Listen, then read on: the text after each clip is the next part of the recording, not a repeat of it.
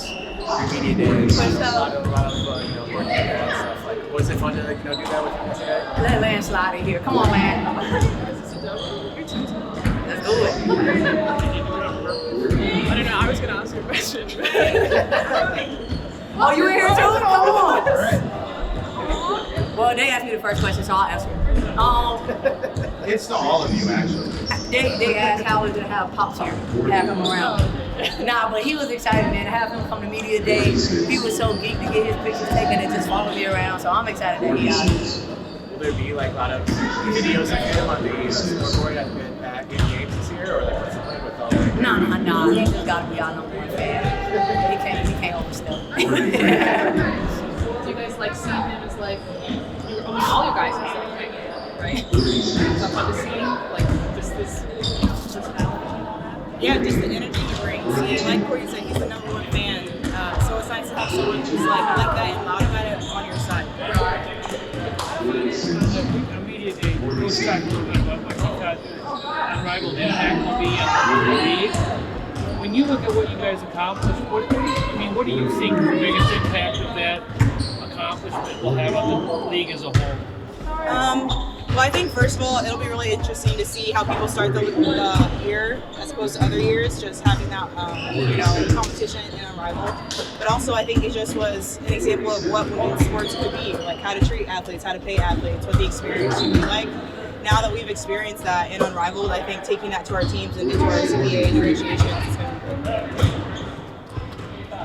Lynn, you mentioned working on your graduate degree. Where are you going to school?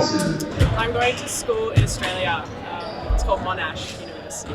Okay. And what's your degree going to be in? Psychology. So it's like a bridging course right now. It's called an honours year. So I'm doing an honours year, and then I'll hopefully get into masters after that. What spurred you to want to continue and further your education at this point? Being a woman. Enough said. Yeah, no.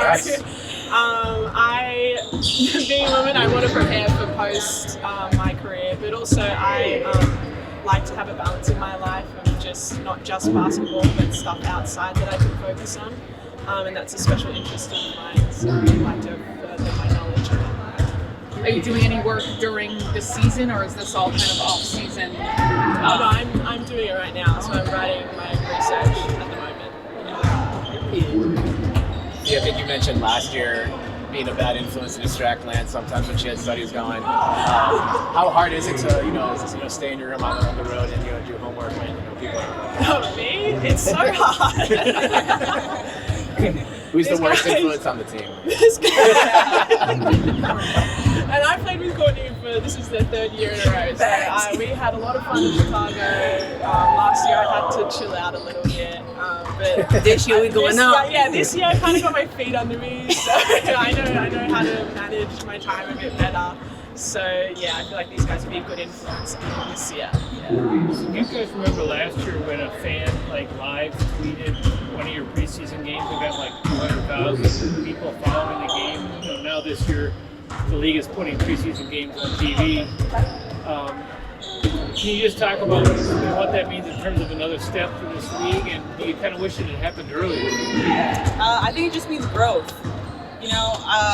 Yes, I think it could have happened earlier, but I'm glad that we're making the adjustment for this year. And they see the demand. Everyone wants to watch women's sports right now. It's really hot, especially women's basketball. So I'm glad that they're making an adjustment and trying to meet that demand.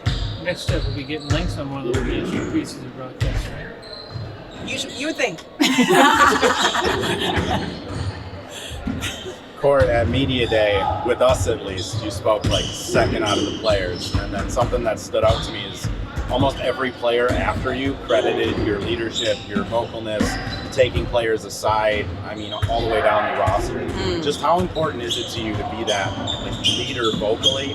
And how important is it to take, even people at the end of the roster aside and help them at this time? Yeah, I think it was done for me. So all you could do is kind of pass it along. I had some amazing vets when I first got into this league that taught me so much. So I just want them to feel that same love. Whether you make the team, whether you don't make the team, it's still going to get carried with you as you go on your next journey. So I just want them to know, we got y'all.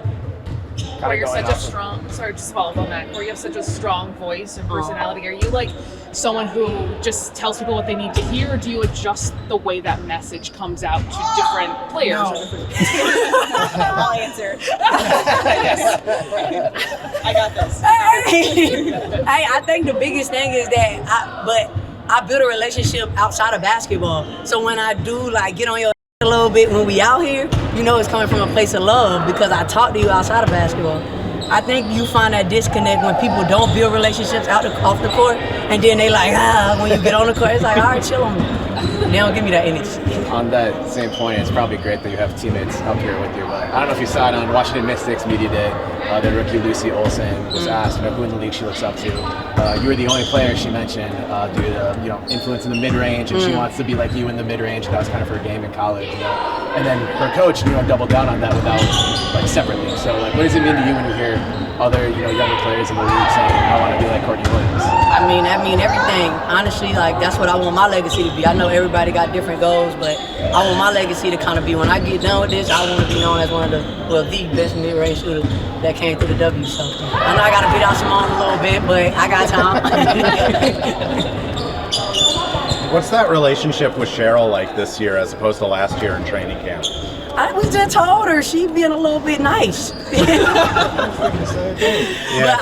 I think it's because she trusts us more. So it's like, you take it with a grain of salt. Like, she trusts us. Like, obviously, we older now. We went through it one time before, but we just told her, like, we still need that dog, though. Like, get after us. Well, get after me a little bit more. If you seeing me not doing certain things, like, yeah, you trust me more, but still, like, keep that fire on me. Thank you guys. For sure, appreciate y'all.